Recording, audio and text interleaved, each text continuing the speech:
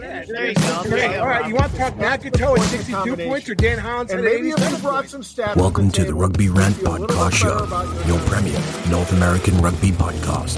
Growing rugby, one fan at a time.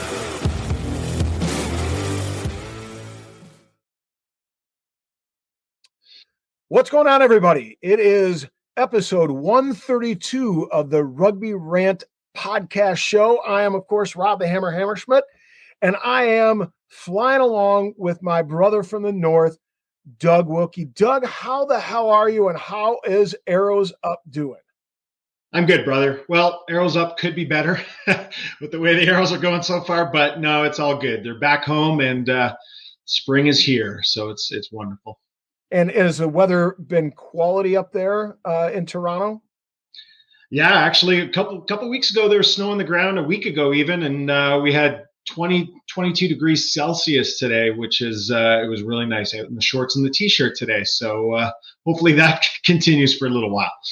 Nice. That's awesome to hear. And, you know, for everybody that's watching at home, I got to tell you that there has been a lot of groups traveling around to a variety of games. I know the 100 Club went to Chicago, and then a few of them, Matt Cartwright and his wife Jenny, came down then to NOLA the following week. They've been traveling quite a bit, and there's some really good fan bases traveling around. So we'll touch upon that in a little bit, but you know, it's I myself went down to NOLA, but I'm really itching, Doug, to get up to Toronto. We were talking about it before production.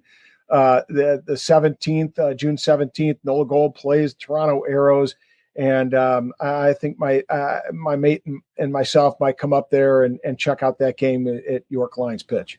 Yeah, come on up. We'd love to have you up in Toronto. And, you know, having COVID finished and all those border woes being gone, there's no better time to do it than now. And come on up and, you know, you can maybe kick us while we're down. That's not how I roll, man. I'm a humble dude, but my passport is ready to go. And I'm sure I can make that trip happen. So I'm going to work on it. So at any rate, folks, we're at episode 132. We're going to be rocking and rolling. And after a short word from our sponsors, we're going to hit you with Around the Pitch.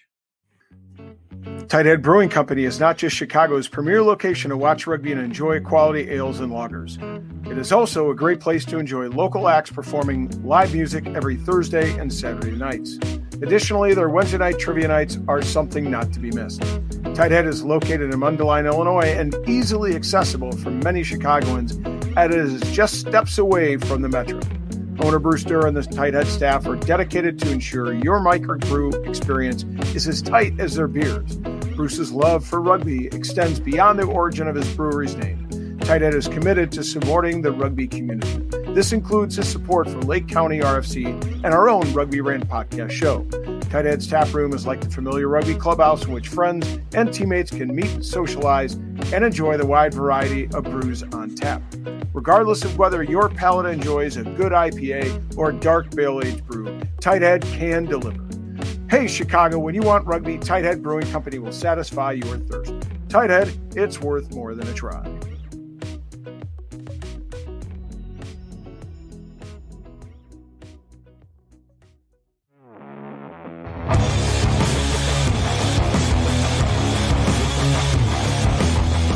All right, we're back, and Ty and Scott have some family things to attend to. So in their stead, Doug has joined me, and we're going to get hot, as the big guy would say, and talk about some things in North American rugby.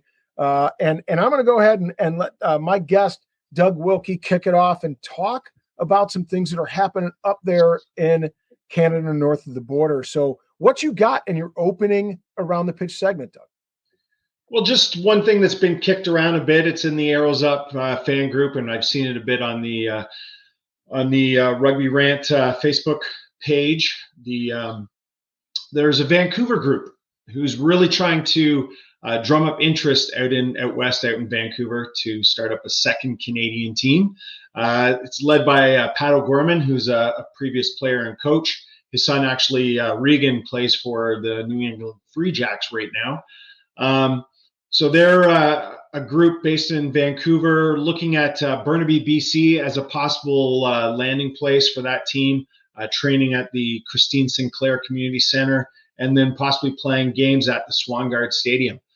So what is the big thing holding them back? Like everything else, money, money, money, money. So Pat O'Gorman actually in one of the articles that I read made a comment about they're looking for a Ryan Reynolds type of money. Like, aren't we all, I joke, I'd love to have a team in Barrie. I got some great people up here, but I'm looking for Ryan Reynolds to come and swoop in and put some money in for us. But, it sounds like they've got a pretty good group going there. Some great rugby people, some business people in the community.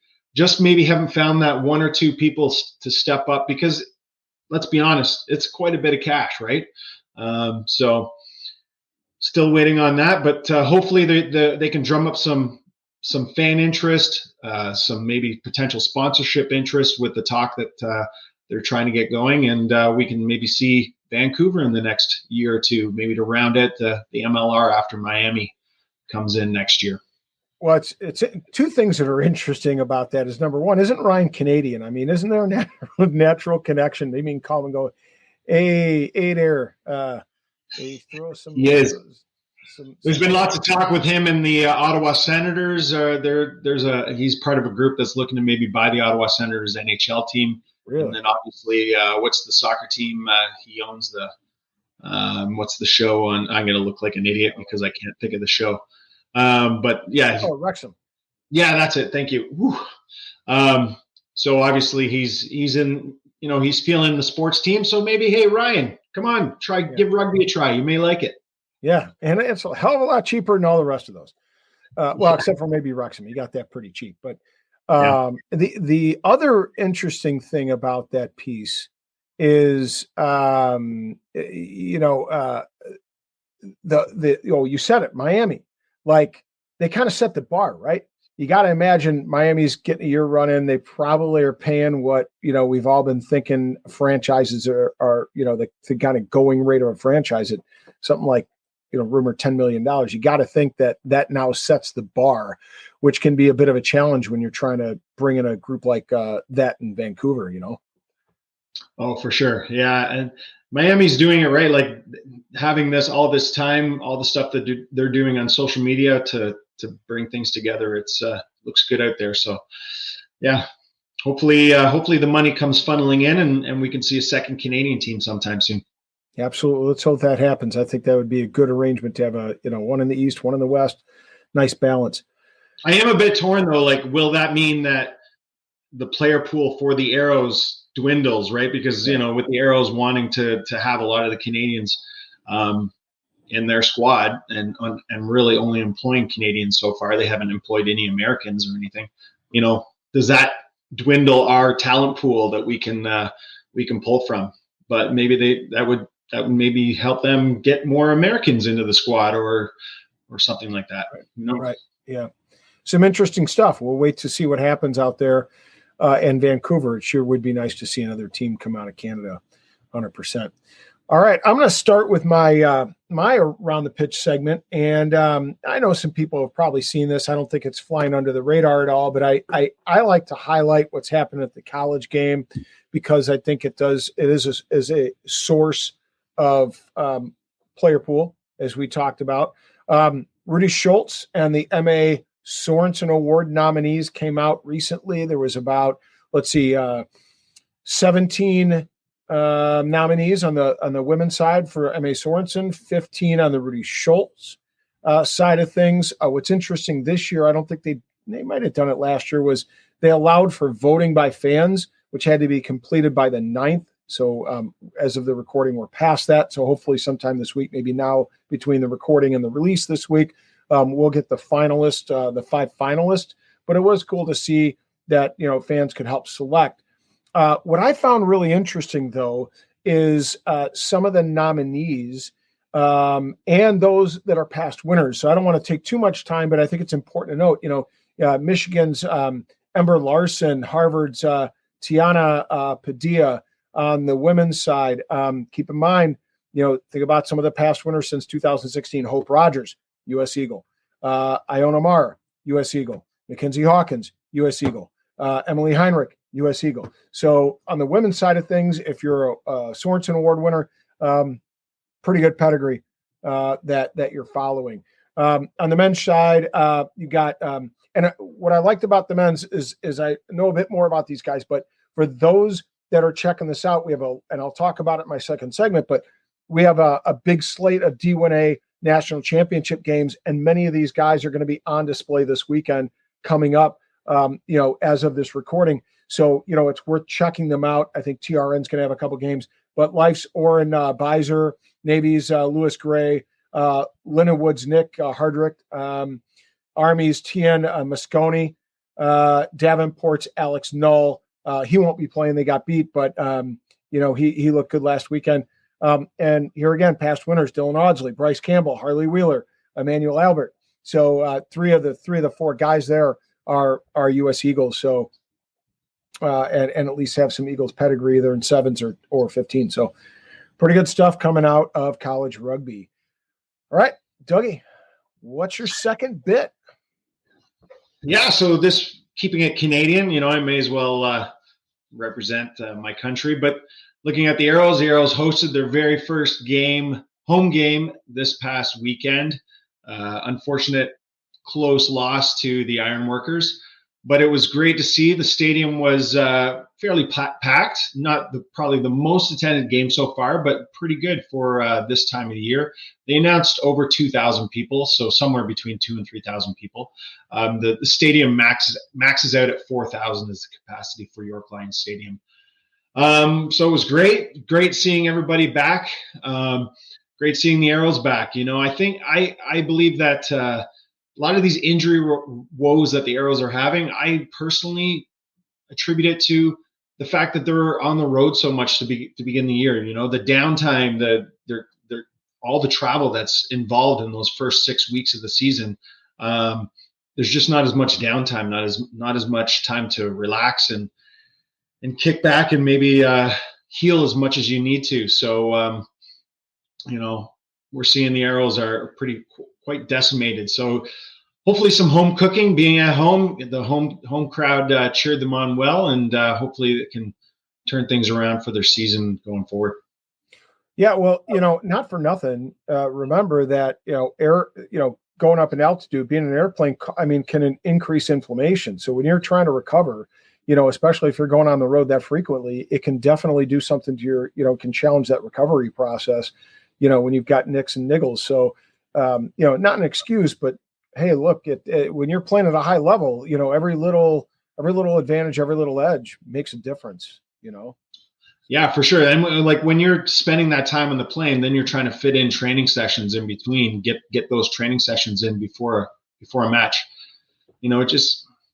I'm sure there's a bunch of them. They're probably kicked back the last couple of days, yesterday, today, probably had nothing to do, can just relax, kind of settle in at their new digs at home, and get ready for a couple good practices this week to lead into next weekend. So just not having to be on the road so much, and like you said, being up in the air. They did play at Utah, being up at altitude and everything. I'm sure that all that plays into it. Maybe I'm giving them excuses. Maybe their training staff just stinks. I don't think that's the case. But the last few years we have seen quite a bit of injuries with the Arrows. So I don't know. I don't know what it is. Well, who they got coming up this weekend? I haven't looked at their schedule. The New England Free Jacks, I believe. Yes. So I'd like to see them take the Free Jacks down a notch. So I'm rooting for the Arrows this week. Yeah, thanks. Hopefully we can. I've just been keeping an eye on some posts on Twitter by the Free Jacks and their fans, and not very nice down there. So we need to sock it to them this weekend. Hopefully, it'd be nice to give them a good old-fashioned hockey face wash this weekend, my friend. It would. Yeah. All right, I'm going to go on my second piece for Around the Pitch. I thought this was interesting. It's a great dovetail off the Rudy Schultz and M.A. Sorensen awards. It's more germane to the men's side of things, but the first round of the D1A playoffs happened last weekend. You had, I don't know, not pigtail matches, but you kind of had your four teams that get buys. The matches that feed into those buys happened last weekend. So just give everybody an idea. In the East, Life defeated Texas A&M 82-0. They will play LU this weekend. This will be the third time that the two teams have played each other. They've split. So, and it's in St. Louis. So it should be an interesting match. Each one at home. So it's looking good for my boys. So go LU. Lion Land forever, baby. All right. Army beat Davenport 36-34. Guys, if you haven't got a chance, go back to TRN and watch this match. If you like college rugby, watch this match. It was an awesome match. Like the most of this weekend's matches were drubbings, not this one. This one was great. It was a back and forth affair. It came back to I won't give it away. Go watch the match. It was good. Okay.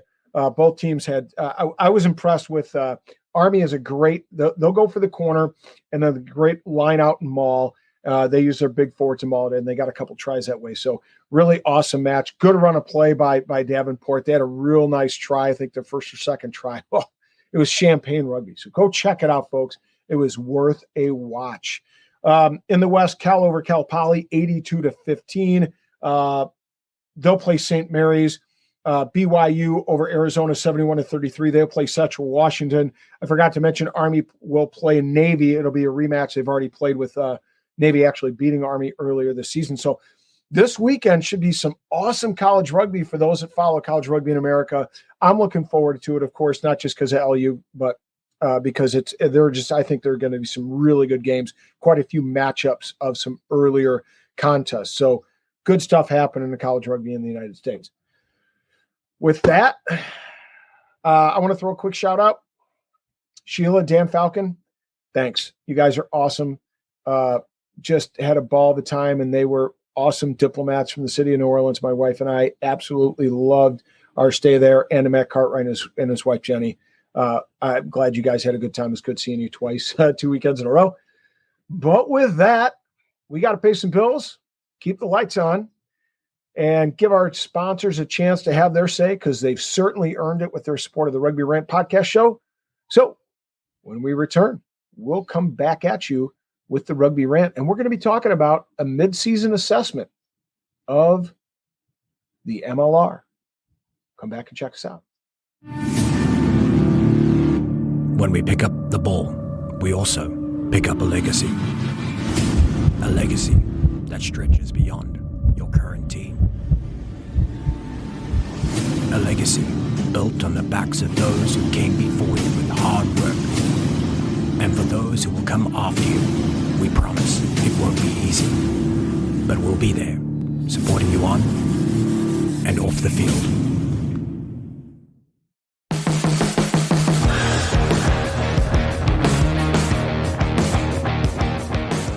And welcome back to the Rugby Rant episode 132. And as promised, Doug and I are back, and we're here to talk about state of the league, a mid-season assessment of how the league is doing. We're going to kind of grade it out. We're going to pick apart some areas of emphasis to try to, drill down into the nitty-gritty of the league. And it's kind of interesting as Doug and I talk pre-show for those folks that really want to kind of get an idea and a preview of what we're going to be hitting on. I mean, you obviously got to talk about the quality of rugby, right, Doug? I mean, that's what we all come here to watch, right? For sure. Yeah, and not just, germane to NOLA or Chicago or Toronto, but we're just talking about across the league. So we'll drill down into that. One of the things we want to talk a bit about is production. There's a lot of folks really seem to spend time on Reddit and on Facebook and Twitter and every social media platform picking apart the production quality and elements of the talent that's actually doing the color and play-by-play. And then we'll talk a bit about attendance because, again, there's a whole Reddit thread on attendance. And, of course, everybody wants to know what the attendance figures are like after each match, just to kind of, again, I think people want to know that because they want to get an assessment of where the league is at and how it's doing. It kind of gives us a little bit of, a pulse, if you will, of how the league is doing. And then we'll talk a bit about sponsorships, partnerships, some other things that are float around in the league, connections that are being made. So, and then anything else that Doug wants to bring up because, after all, he's a guest and he has the floor and he has my respect because He knows his game and he knows the sport of rugby, and he follows as much as, Scott, Ty, and myself do, and just about more than most of our guests, I would say. Yeah, so, you're a great liar there, Rob. Well, when I go to Toronto, I got some place to stay. So, Exactly. Butter dug up. No, but he does. And we always appreciate in the Rugby Rant getting a pulse of the game in Canada, because I think Canada and the United States are intertwined in their rugby success. I don't think, moving forward that, and this not getting too far into the weeds, but I just don't think we can advance without the other one advancing too. Raising tide rises all ships, I think is something like that. So the turn of phrase, but 100%. So at any rate, so yeah, that's kind of the nature of what we're going to get into, and I want to get Doug's assessment here as we start off on the rugby piece. Because obviously being tied into, the Toronto Arrows and the fan group Arrows Up, but also, watching them play around the league in the Eastern Conference, he can give us a pretty good assessment of his take on what things are like on the pitch and around the field. So, Doug, start us off and tell us your assessment. Don't forget, give us a grade. All right. Thanks, Rob. So I'm going to just start off with, I'm going to use the term interconference parity. So I believe within each conference, there is quite a bit of parity. Now, obviously, in the Eastern Conference, the Arrows are sitting at the bottom of the table. They only lost by 2 to the Ironworkers this weekend. So it's like every game you can usually kind of pick a winner, but for the most part, who knows? It could be a toss-up every weekend. So within the conferences, you have in the top. So in the Eastern Conference, obviously we've got New England at the top, followed by the Ironworkers, NOLA, and Atlanta. To me, those 4 teams are kind of like on a level playing ground. Any one of those teams on any week could beat each other. And then if you go over to the Western Conference, same sort of thing. The top 4 teams in the Western Conference: San Diego, Seattle, Houston, Utah. Big win by San Diego this weekend over Seattle. So interconference parity is a real thing. We can guess who was going to come out of each conference for the playoffs, but really anything could happen over the second half of the season here. I'm going to say, though, as far as like parity in the league, I'm seeing the Western Conference is the class of the league right now. Those teams, when the Eastern Conference teams are traveling over there, they're having a much tougher time. And to me, those teams seem to be a little bit more above everybody else as far as depth is concerned too on their rosters. So what do you think about that? I'd have to agree on that point. I mean, if you look at the last 3 seasons, arguably the Western Conference has been stronger. I mean, last season was a bit of an anomaly, of course, because of Gillygate. Otherwise, you would have had the LA and you would have had Austin coming out, and Seattle, I think, was it Seattle or Houston would have been the 3rd best team in the West, and then obviously prior to that, LA won the Shield. So truth be told, I think the West has been strong over the last 3 seasons, and we're seeing it still continue to play out. Especially the strength of, the Seattle-San Diego matchup last weekend. Really demonstrated just how talented those 2 squads are, and how tough they are. But I'd have to agree. When independently, I said the same thing. Parity.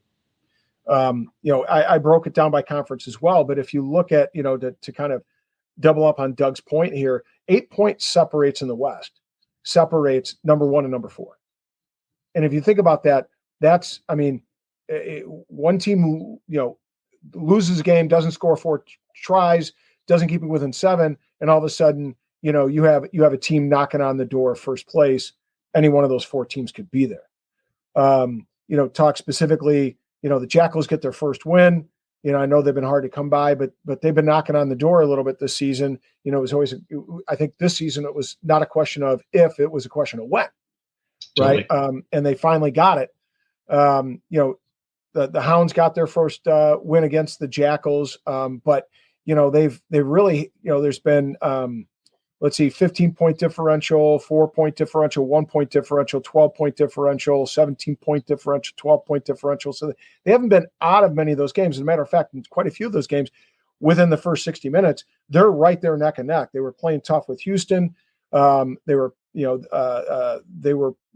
tough, with Toronto. They went back and forth, obviously. So they've been playing tough. It's just, I think the struggle they have is an indication of the lack of depth, that they have. And that's because they're a new team.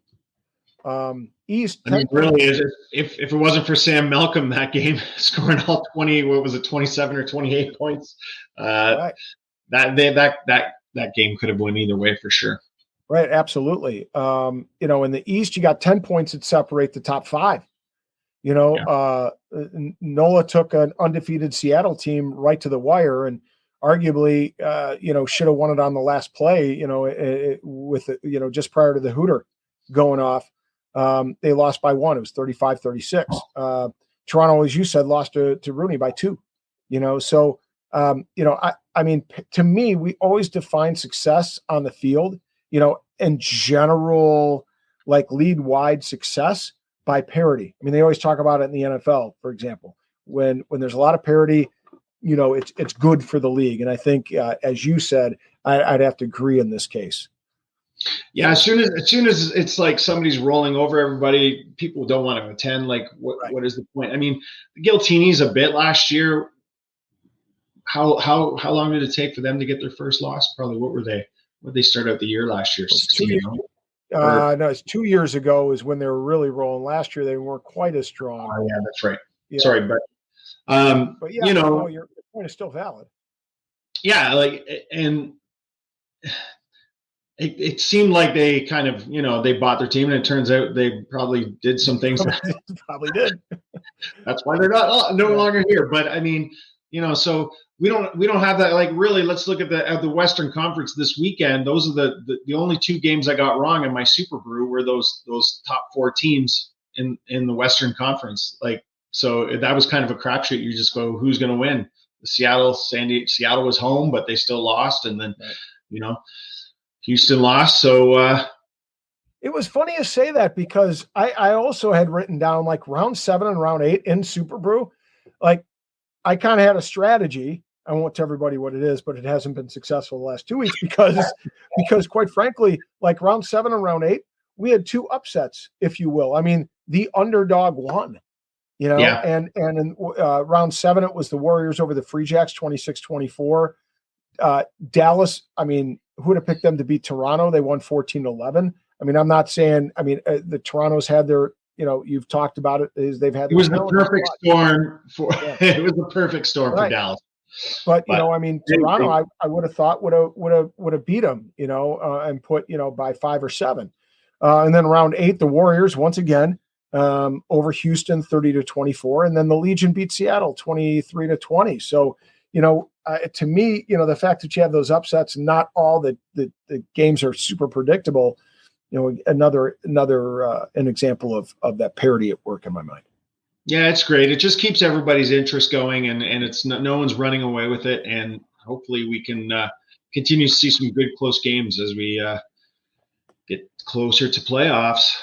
Yeah, absolutely. So I want to, you mentioned it in your Around the Pitch segment.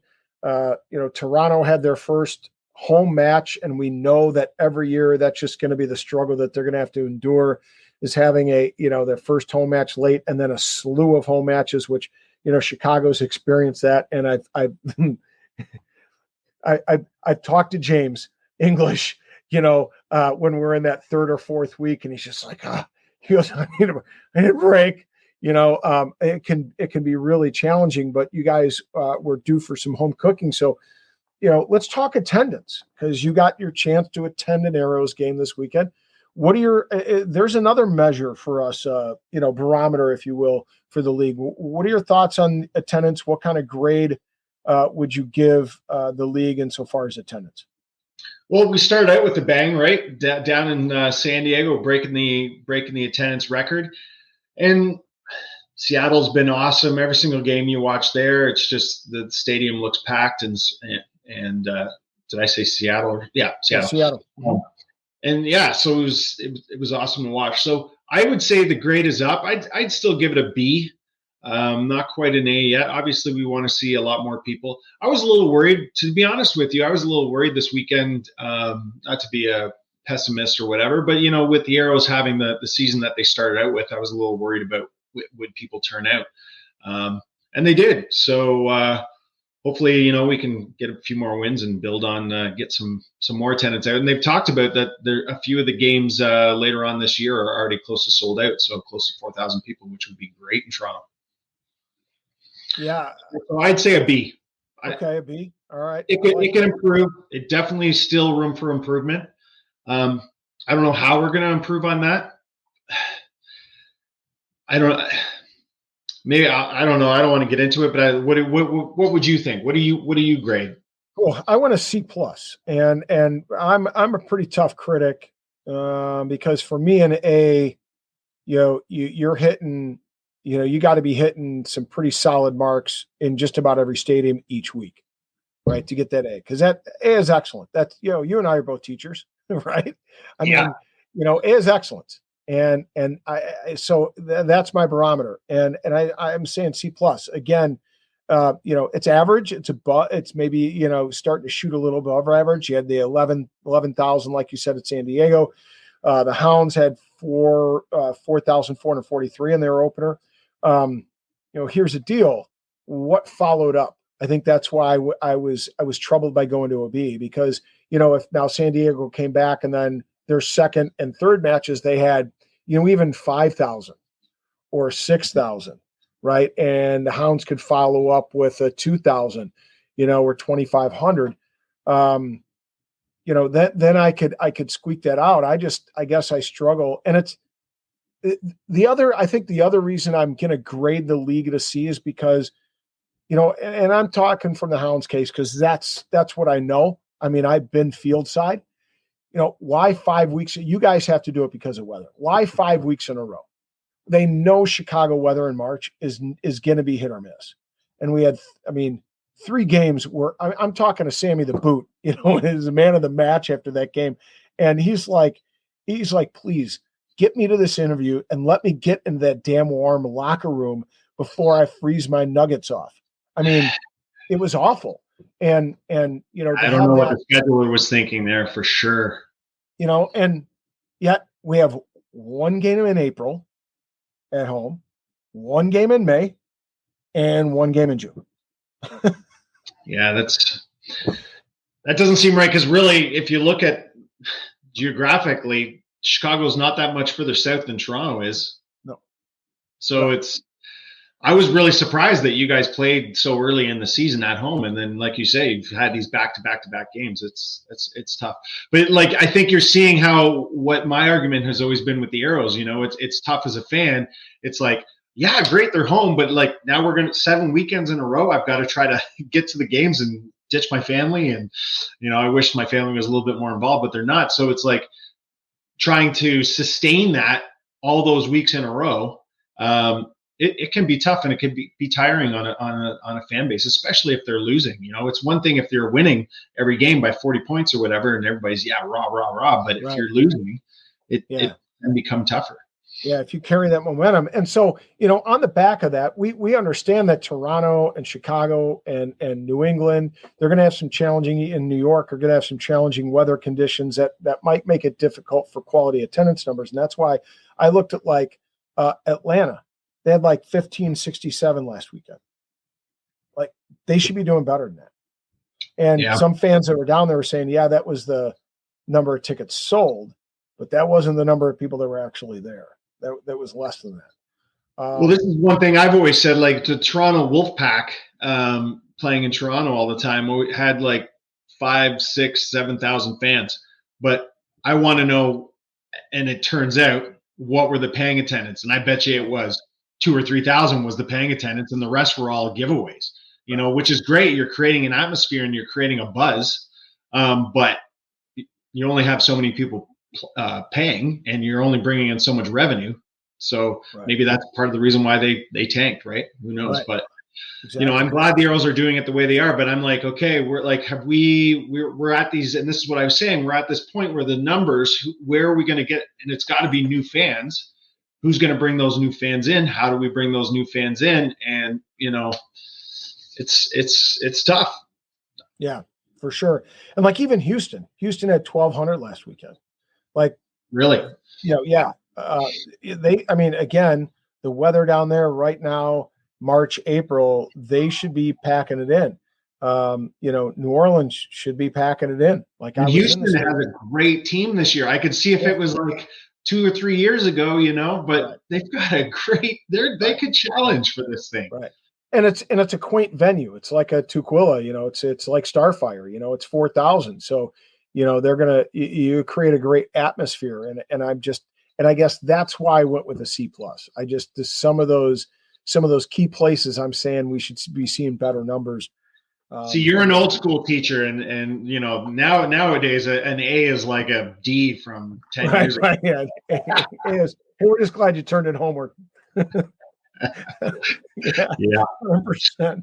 All right, let's move to a couple other areas. And again, talking about health and vitality, one of the areas I want to mention is sponsorships and partnerships. I mean, again, butts and seats drives revenue.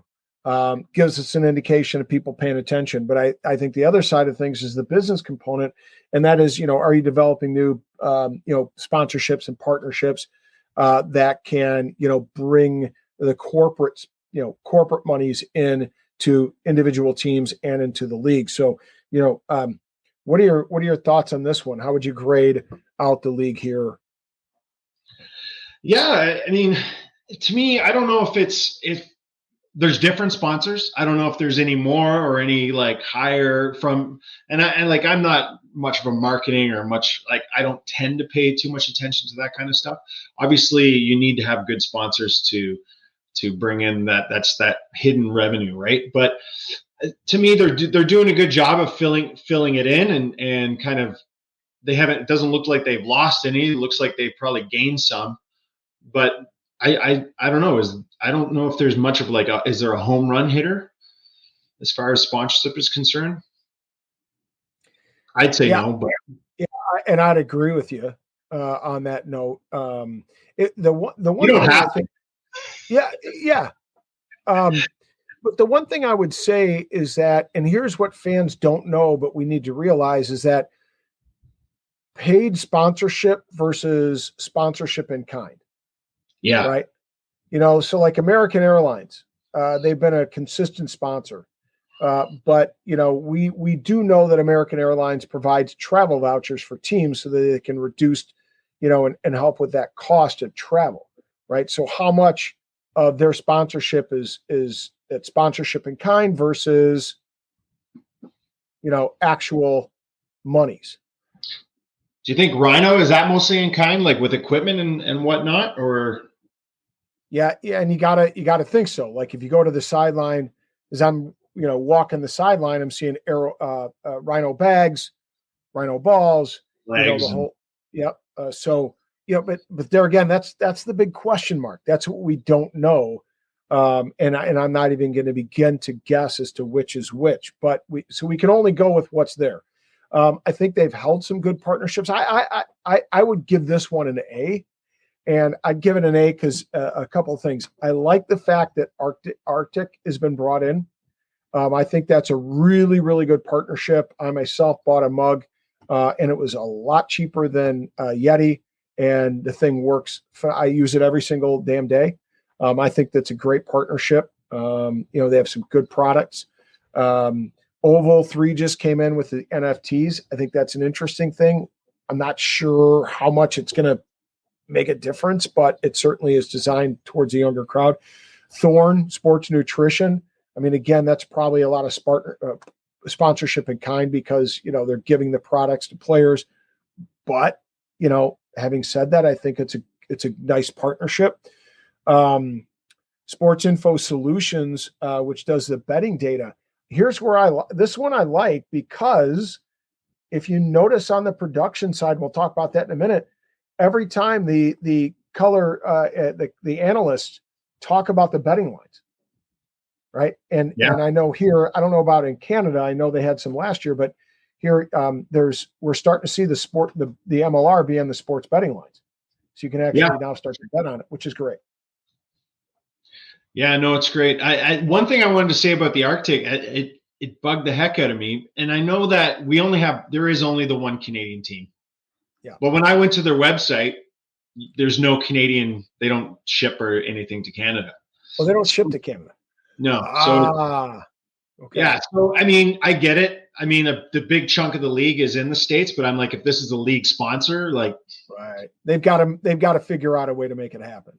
And there is only the one team, so I can't really complain. But what if Vancouver does come in and whatnot? It's a North American league. I would like to see them, at least the sponsors, try to do something for the Canadian fans as well. So how about this?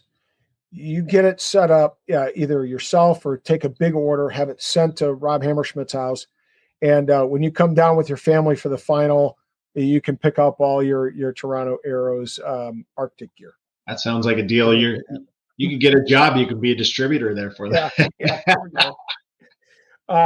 I also, by the way, team-wise, I like the Arrows partnership with Turf, because it shows a commitment to youth development. It does, and which is unique. Grassroots, I think, is a big part of the MLR and how it's going to really grow. But it's not a paying sponsor. So it's like, part of me goes, should we be concerned? Because there's that revenue there. Now I know Bill Webb is into investing and all that kind of stuff, and I'm sure we're fine. But that's probably usually the biggest sponsor look at. And if anything's going to bring in revenue to a team, I would say that main sponsor on the jersey is it, and we have a charity. Yeah. So it's great. I mean, as far as, like you said, supporting youth programs and supporting grassroots rugby, I love it. It's it can do other things for the Toronto Arrows rather than bring in money.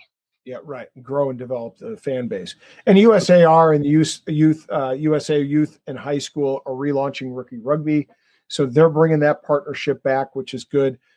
Utah partnered with Stade Toulousain, which is good to see, and we're hopefully we'll see if everything tracks out. You mentioned it earlier. Miami should be coming in, so I think those were some of the reasons why I said I think there's a lot of good things happening on that side of things. So last one we want to talk about here, because it's one of those areas that fans on Reddit and all the social media platforms talk a lot about. I know you have a few things to add. Production is a big topic, because the better the production, the better the quality of the product can be seen on TV and translated to viewers watching from home. So where are you at on your grade of the production? Production, I'm going to give them a B. I've seen improvement, definite improvement, from watching TRN and watching the games on there and not hearing obviously there's going to be a repeat on the commercials, but I remember last year it was like they almost played one commercial on repeat. Yeah. It was like you started to get annoyed with it. So as far as that is concerned, that's great. Oh, one thing I wanted to point out too with TRN, it's no longer geo-blocked. So in Canada anyways, when the Arrows are playing, I can watch it on TRN, even on their away games, which is awesome. So I don't know what changed there, but that's awesome. That bumps it up to an A automatically in my mind. You're opening up the viewership. Yeah, 100%. But yeah, just seems a little bit more professional. The broadcasts come in, with guys like you doing the awesome job on the sideline reporting, by the way. The intros, the halftime, the interviews that they have going on in the halftime, obviously they kind of show the same one for all the games. Not a lot of people are going to be like us and watching almost every game every weekend, but definitely I've seen a bump and increase in the production level. Is it where it needs to be? Maybe not, but that's kind of goes with the growth of the league, right? Like it's all the sponsors, all that stuff has to come in and really we need a TV deal, and then you're going to see some improvements. Right. But what are your thoughts on that?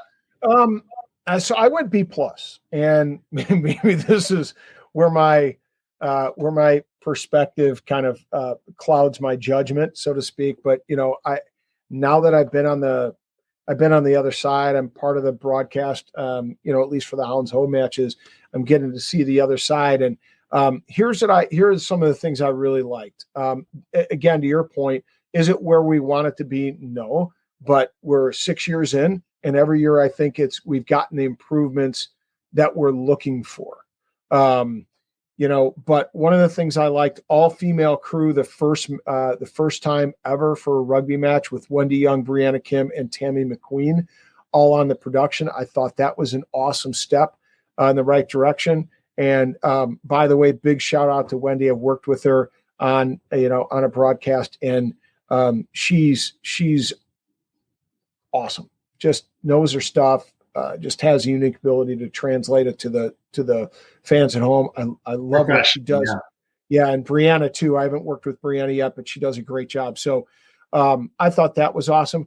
On the interesting side here, and this is again a nod where I think it bumps it up. So little tidbit here, and for some context, here in Chicago, AM 1000, Tommy Waddle, former Chicago Bear, Sylvie. They have a afternoon show. So I'm driving home, afternoon show, and they're talking about the NFL owners league, the ownership meeting that just happened. I think it was 2 weeks ago. One of the conversations was about officiating and some of the changes and rule changes, and part of the conversation was the review process, right? And I called in and I got on air, and one of the things I said is, I think the concern is that a lot of people are upset about the officiating because, they all they see is the replay, and then they see the result of the officiating crew's determination of what happened. So they see the replay with their eyes and they say, well, I'm not seeing what the ruling was. Right. And then they get pissed. And I don't really know what the specific things that they're looking at, the officials are looking at. Exactly. And so my point when I called in was, Major League Rugby has mic'd up TMO and official, and you can hear the conversation going back and forth, just like at the international level, of course. But we may disagree with the interpretation, but what we can't disagree with is what happened. Like, we get to hear the thought process of TMO, what they see, what they're seeing on their four screens, and then what the officials seeing on field. And they may not have the best camera angle, perhaps, but we can all sit there and go, we understand what law is in question. We all understand what they're seeing, and we all understand why they're making that judgment based upon those two things. And that's why I gave it a B+, because that is a huge addition, and one thing I think that the MLR is doing better than the NFL. Yeah, 100%. It's just knowing, what their thought process is going through. And like I say, you're not always going to agree with it, but at least you know why they're making that call, and it doesn't feel like things are hidden. The other thing I've really noticed on a couple of the broadcasts, not every single one, but things like when a card happens, just even having the card listed on the screen, so they're down a man. Or simple things is like broadcasting when a sub comes in, a replacement, having the replacements in and off. There's been games in the past like 3 or 4 years where it's like you didn't even know somebody came in, you had no idea, or somebody was taken off the field or anything. Like, it was, what is going on? So as far as the production quality is that way, and like I said, some of the matches, not all of them, I don't know why there's a difference, but I've definitely noticed an improvement in those areas.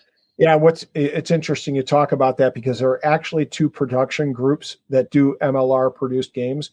So in other words, like the Hounds, for example, said, hey, we're not NOLA does, they use a local production crew with a local broadcast, right? Because that's why McNulty, that's why those guys are broadcasting. They're NOLA guys, right? They're there in the stadium calling the game. The Hounds on the other hand said, they're just trying to, James has his hands full, right? So he's going, no, we're going to farm that out to the MLR. And so all their production, their commentators are actually in the studios in either Indianapolis or in Austin. So they're not on site. That's why James hired me, right? You're the eyes and ears for those guys. And what people need to understand is that the two production groups that do games, sometimes they're limited by the equipment of the production crew on site. And in one case, they were limited by some of the frequencies because of the Chicago market.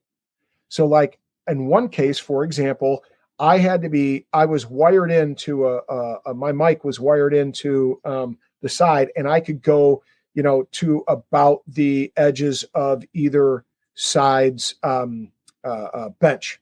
Okay. Right. That was about the limit that I could go to. And somebody was following me, picking up my cord and then letting out my cord as I'm moving. Right. Fine. Another time I had a wireless setup so I could walk wherever I wanted. I could go from about 22 to 22 before my signal started to cut out a little bit. Right. So that allowed me a lot of freedom. And I had a button where I could directly communicate to production. Right. So I could say, hey, to your point, hey, I've got something on, we've got subs coming in. I've got, Lerome White's coming in, got, et cetera. Whereas another time I had to be actually plugged into the roving camera, which I couldn't be plugged into all the time because then I have to follow this camera, and he was going way to one touch side, one end line and the other end line. And so I had to say to him, hey, I want to plug in. I got something to say, which took time, but that was limited because Chicago has a lot of frequencies that are used up. And if they're using up all the frequencies, I can't go wireless. Yeah. And I guess that's the complaint about some people is the consistency, right? Like the MLR really needs to, okay, let's narrow down some of these things, and having somebody like you on the sidelines and somebody who's been watching for all these years, because let's be honest, some of these sideline reporters, they're just, a pretty face. You're a pretty face, but you're also, you're a fan and you've been highly involved. So like, let's narrow some of these things down and start getting a consistency that happens every single place and demand that consistency. And then that's where we're going to start to see improvements. Yeah. And I think that'll come with the with an actual, like a broadcaster that is paying the league rather than vice versa. So yeah, you're right. That does have to be driven by the broadcaster, and it can't be driven by the league, who's kind of paying for everything and trying to juggle everything for sure. So, okay. I mean, for those fans that are watching this and have stuck with us, we have drilled down into a lot of nooks and crannies. If there's something else that you wanted to hear about that we haven't covered, make a comment, hit us up, let us know. We'll start a thread and talk about it. And I'm sure Doug will chime in the process.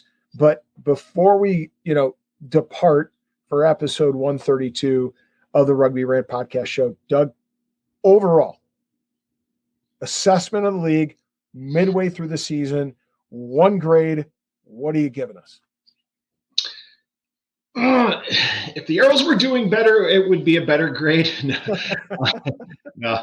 My judgment is so jaded by that, but I would say I'm going to go consistently with a B. Definitely areas for improvement, but they have shown improvement over the last few years, and that's always what you want to see. Are things perfect yet? No. Are they getting better? Yes. And that, as a teacher, we always want to see that. You want to see people trying to improve on stuff.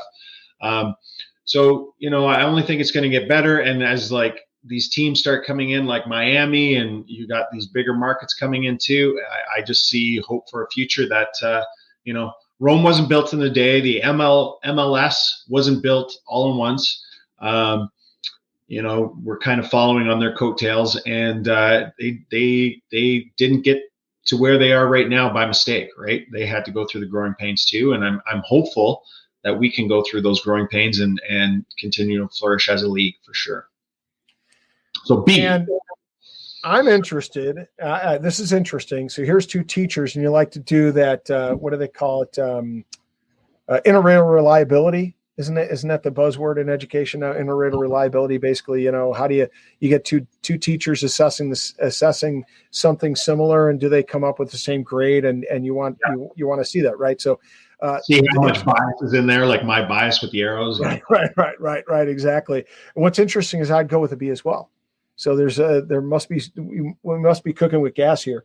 But I think there's some context, again, going back to that educational comparison. I think some people, like in the production component and in the attendance component and in, other aspects, they want to compare the MLR to the NFL and to, Major League Baseball or to, the NHL. And what they forget is like the next newest league has 20 years on us, right? Yeah. And the MLS is over 25 years old. We're 6 years old. So it's like comparing a sixth grader in terms of, what they can do in their growth to, a sophomore in high school, which isn't fair.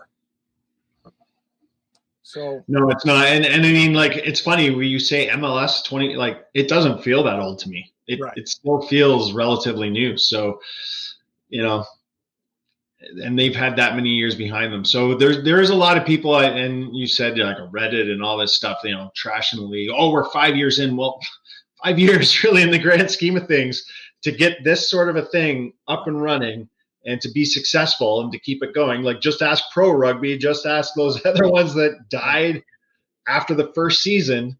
It takes time.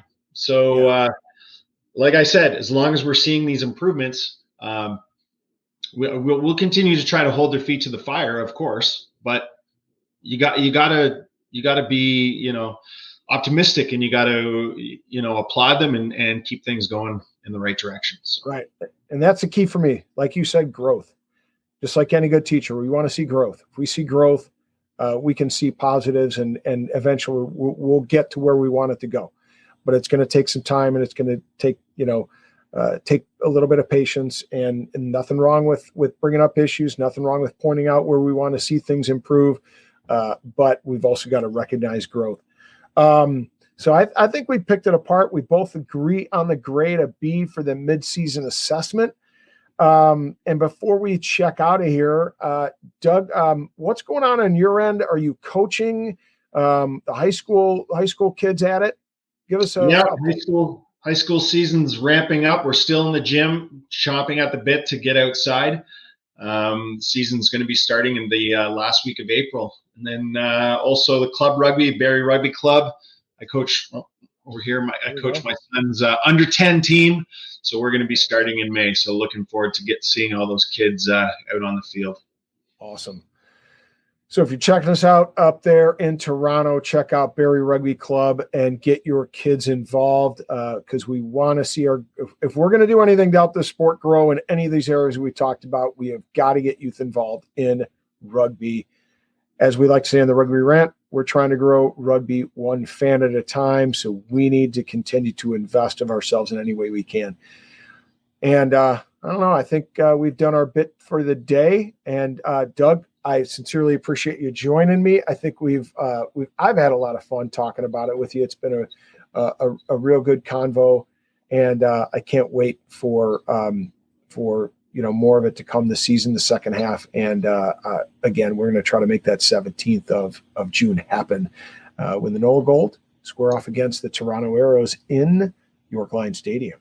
Come on up, baby. I'll show you a good time. As good as, 40, 50-year-old guys can get into on a weekend. Yeah. Well, I might be able to make it out past 10. I'm not sure these days. Yeah, I don't know if I can. So I may make a special occasion for you. Oh, thanks. Yeah, take a nap. Take a nap beforehand, and then you'll be ready to rock. All right. And with that, again, Doug, thanks a lot, my brother. It's always a pleasure to have you on the show. And again, we're always interested in hearing from fans. And if you'd like to join the show, hit us up and let us know. And we always like to get fans involved. That's why we started the show. That's why we do what we do, to grow this game one fan at a time. And hopefully next week I'll have, another fan, maybe Doug, maybe somebody else, and my co-host back in the studio with me. But until next week, enjoy rugby, check out collegiate rugby, check out the MLR. We are going to have one heck of a weekend coming up in week 9. And with that, the Rugby Rant podcast show will see you at the next.